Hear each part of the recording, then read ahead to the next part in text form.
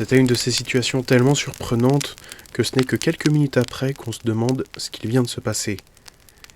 C'est après coup qu'on comprend que ce n'était pas normal. J'étais en train de regarder l'état de mon jardin par la fenêtre de la cuisine. Il y avait une sécheresse depuis quelques jours et cela commençait vraiment à m'inquiéter. Soudainement, j'ai entendu un long soupir, comme si quelqu'un faisait exprès de soupirer comme ça pour que je m'en rende compte. Je me suis rapidement tourné en pensant que c'était mon copain qui était derrière moi. J'ai observé la cuisine, mais il n'y avait rien ni personne. Je me suis donc à nouveau tourné vers la fenêtre pour continuer de regarder mon jardin. Même pas 5 secondes après, j'ai à nouveau entendu soupirer. J'ai pivoté sur moi-même à une vitesse ultrasonique et j'ai traversé la cuisine et le reste de la maison pour finalement trouver mon copain en train de se brosser les dents dans la salle de bain. Il ne pouvait pas avoir soupiré derrière moi. Je lui en ai parlé directement, mais il ne me croit pas. Je vous promets, j'ai vraiment entendu quelque chose.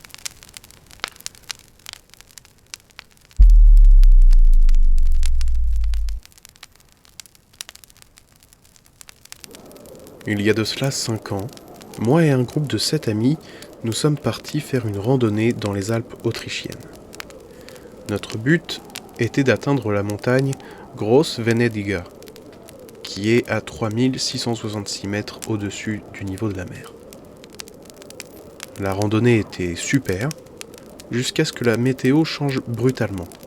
Nous passions d'un ciel dégagé avec un grand soleil à une tempête de neige aussi brusque qu'inattendue. Après une trentaine de minutes, Thomas, un ami et moi-même, nous avions perdu notre groupe. Nous n'arrivions pas à distinguer quoi que ce soit autour de nous. Le vent était tellement violent que c'en était même difficile de respirer. Je pensais vraiment que nous étions arrivés à la fin du chemin. C'était la première fois de ma vie où je m'attendais de mourir. Nous étions perdus au milieu d'une tempête de neige, complètement épuisés, en pleine montagne. Après une autre trentaine de minutes, le temps se calma et nous pouvions à nouveau voir autour de nous. J'ai alors remarqué quelque chose. En contrebas, il y avait 3 très grandes silhouettes qui se dessinaient sur le blanc de la neige. Des touristes qui avaient été bloqués par la tempête ? J'ai demandé à Thomas s'il les voyait également. Il m'a répondu que oui.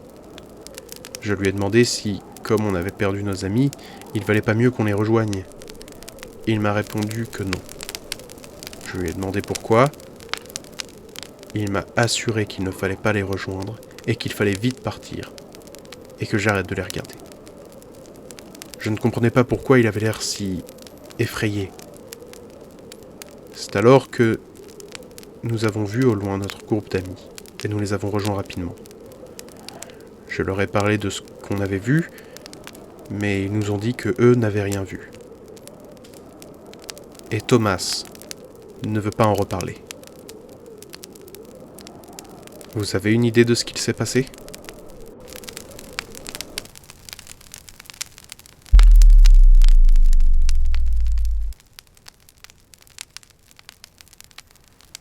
Tout a commencé alors que je me faisais un petit bol de céréales à 22h, il y a 5 ou 6 ans.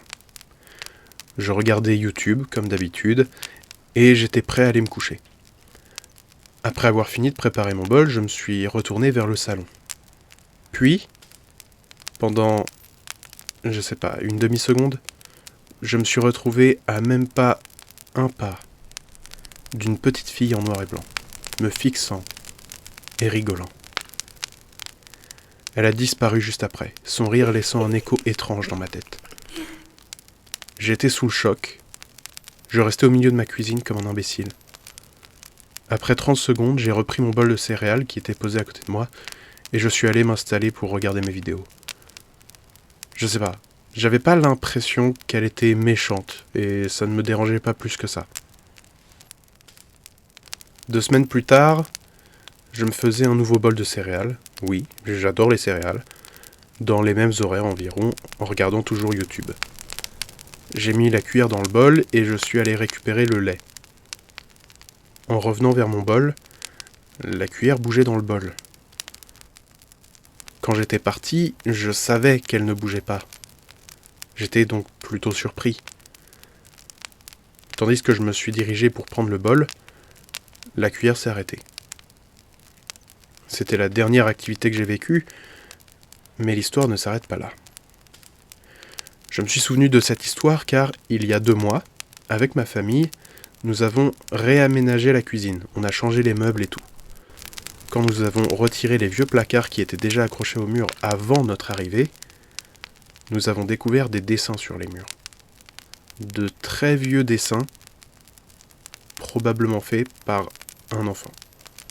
Je ne suis pas un expert, mais ça ressemblait clairement à une enfant jouant avec des poupées. Elle avait une robe rouge et je suis certain que c'est un dessin que la petite fille que j'ai croisée avait fait.